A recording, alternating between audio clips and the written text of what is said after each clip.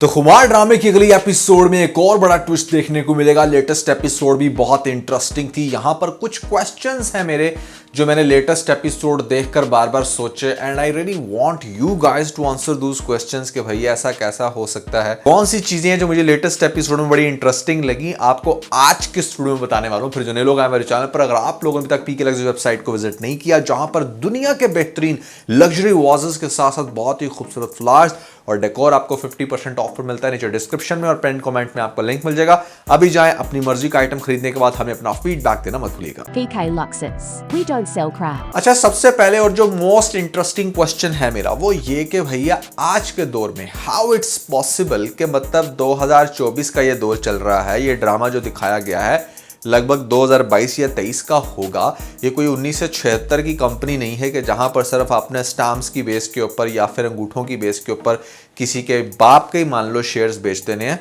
बहुत advance system है और जिस तरह का इंफ्रास्ट्रक्चर इनकी कंपनी का दिखाया गया है, जिस तरह के एम्प्लॉयज, जो भी ओवरऑल सारा सिस्टम है, ये इतना इजी नहीं होता कि आप ऐसे ही मतलब अपने शेयर्स बेचते हुए भी आपको बहुत सारी वेरिफिकेशंस करनी पड़ती हैं। ऐसे कैसे कि आप अपने शेयर्स तो बेचोगे ही बल्कि बाप के शेयर्स भी बेच दोगे और बहुत ज़्यादा कंपनी का कबाड़ा कर दोगे और किसी को कानो कान खबर नहीं होगी।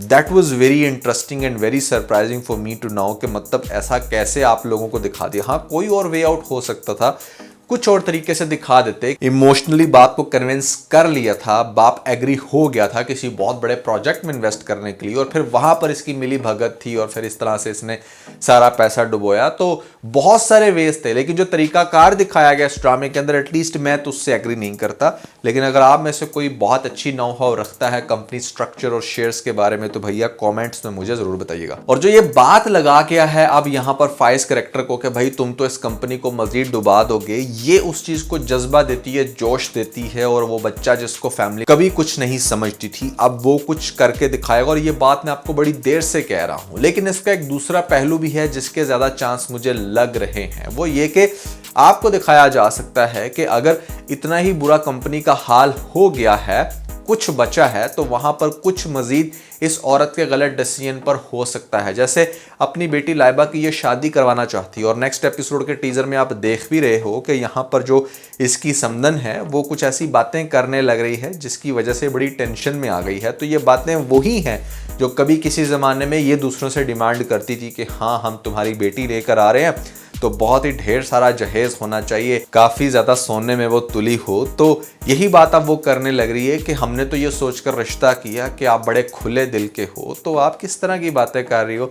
जब बात जहेज की होगी तो वहाँ पर डेफिनेटली टाल मटोल करेगी, क्योंकि अब अगर इस मौके पर ही अपनी नाक बचाने के लिए लाइबा को बहुत ज्यादा जहेज देते हो और लाइबा भी डेफिनेटली चुप नहीं बैठेगी, क्योंकि वो भी इन्हीं की औलाद है। वो कहेगी कि आपने भाइयों को इतना दिया है, उसको ये दिया, वो दिया, मुझे तो ये सारी चीजें चाहिए। क्योंकि बच्चे जो सेल्फिश हैं फायज को निकाल के, तो हो सकता है अपनी नाक बचाने के लिए और फायदा के मुंह को यहाँ पर जो रई सही रकम है इनके पास, जो इनके पास चीजें हैं, वो सब कुछ बेच बाच कर ये लाइबा की शादी तो करवा दें और उसके बाद फिर बिल्कुल ही रोड के ऊपर आ जाए। एक सिनेरियो तो ये हो सकता है कि दोबारा से इनके ऐसे हालात आए कि इनको वापस उसी मोहल्ले में मूव करना पड़े, कंपनी बिल्कुल खाली हो जाए और इनके पास कुछ भी ना हो। ये जिस बच्चे को कुछ नहीं समझते वो बच्चा फिर स्ट्रगल करना शुरू करे। अच्छा, इसकी स्ट्रगल में मैं बात में आता हूँ, लेकिन एक और सीन आपको ये भी दिखाया जाएगा कि जैसे आपको याद होगा कि एक पास में भी ड्रामा गुजरा था, वहां पर भी एक बच्चा इसी तरह अपने बाप के शेयर बेचता है या यहाँ पर ज़बरदस्ती अमाउंट लेता है। उस ड्रामे के अंदर तो फिर भी कोई सेंस क्रिएट हुई थी। तो यहाँ पर जिस तरह से इसने सारा पैसा अपने ससुर के अकाउंट में अपने उसके बिजनेस में लगा देना है, तो उसके बाद आपको बहुत सारे मोमेंट्स में इसके बीवी के तेवर भी नज़र आ रहे हैं कि वो ये सारी कुछ एक चाल के तहत कर रही है, क्योंकि शी इज़ वेरी सेल्फिश।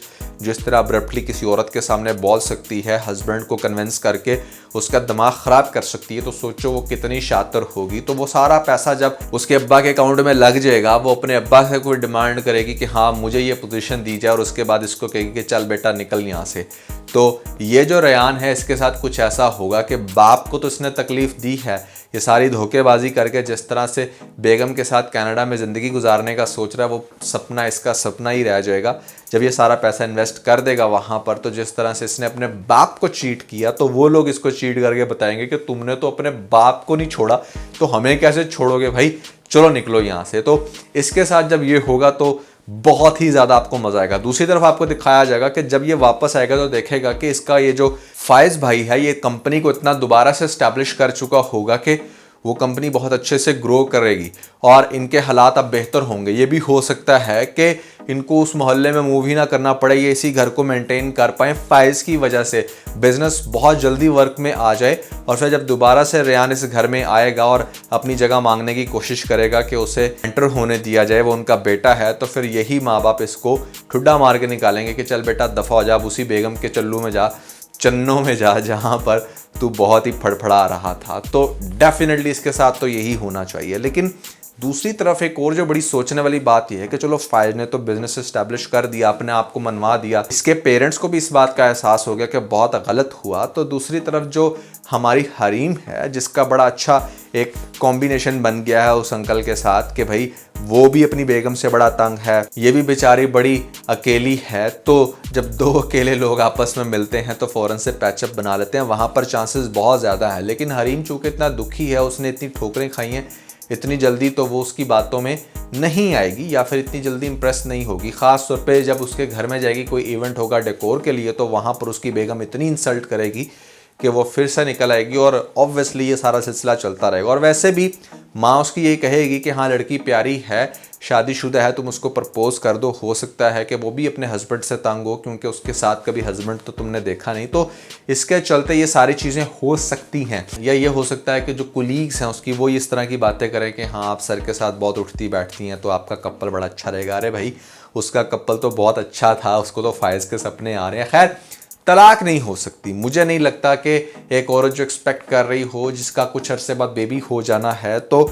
एक तो इस्लामिक वे में भी बहुत सारे लोग कहते हैं कि शायद इस मोमेंट में तलाक नहीं हो सकती, बच्चे की डिलीवरी के बाद होती है। और अगर ना भी हो तो भी मतलब ये एक ऐसी स्टेज होती है आपके माइंड में बार बार उसके बाप का ख्याल आता है, जिस बच्चे को आपने कैरी किया हुआ है, तो इतना ईजी नहीं होता ये डिसीजन लेना। तो आई डोंट थिंक सो कि तलाक होगी। हाँ उसकी बहुत हद तक अंडरस्टैंडिंग बन जाएगी और ये हो सकता है कि ये लोग डिसीजन लें कि हाँ जिस टाइम बच्चा हो जाएगा तो उसके बाद ये सोचा जाएगा कि अच्छा तलाक लेके आपस में एडजस्ट होना है। लेकिन ये टाइम मिल जाएगा हमारे फायज़ को, जो 2-3 साल लगा के रेयान ने अपनी तरफ से बड़ा बिजनेस बनाया था, वो ये काम साल में कर दिखाएगा, बल्कि 9 महीनों में, जितनी देर में उसका एक बेबी दुनिया में आ रहा है। तो सारा कुछ रेयान इस तरीके से एडजस्ट करेगा, अपनी फैमिली को इम्प्रेस करेगा। फिर यही फैमिली जाएगी हरीम के पास, उससे रिक्वेस्ट करेगी कि वो उनको दोबारा से अपनी बहू बनाना चाहते हैं और दिल से बनाना चाहते हैं इस टाइम। ये सारी बातें जब हरीम के सामने होंगी तो शी विल बी शॉक्ड कि व्हाट ही हैज़ डन। ऐसा कैसे हो सकता है कि ये इतनी अकड़ू फैमिली मेरे पास आकर झुक गई है। लेकिन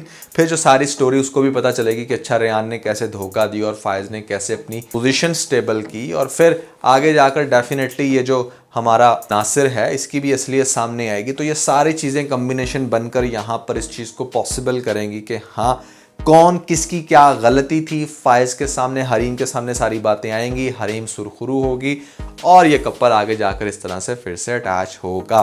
तो जो लोग ये कह रहे थे कि नहीं नहीं अब तो हरीम को कोई और मिल गया है, उसकी वहाँ शादी हो जाएगी, फायज़ बेचारा अकेला रहेगा, आई डोंट थिंक सो कि ड्रामा इस तरह से लिखा होगा। बाकी ठीक है, अच्छा है, ड्रामा थोड़ा सा स्लो चल रहा है, बहुत ज़्यादा फ्लैशबैक्स हैं। भैया 2 एपिसोड्स क्यों दिखाते हो? अगर आपने इतने फ्लैशबैक्स दिखाने हैं, फ्लैशबैक्स ना दिखाओ, एक एपिसोड दिखा दो, एक कोई ड्रामा रिपीट पे लगा दिया करो। लेकिन फ्लैशबैक्स के नाम पे यहाँ पर आप 45 मिनट का ड्रामा 5 मिनट सिर्फ दिखाते हो, बाकी सारा टाइम वो बस फजूल सी चीज़ें चल रही हैं, स्लोमो चल रहे हैं। तो ये चीज़ें नहीं होनी चाहिए। लोग इससे ना बड़ा तंग आ चुके हैं। थोड़ा सा इन्वेस्ट करो, मजीद कंटेंट बनाओ, लेकिन इस तरह से ड्रामा मत दिखाया करो। खैर ये रहा मेरा खुमार ड्रामे की लेटेस्ट एपिसोड पर रिव्यू।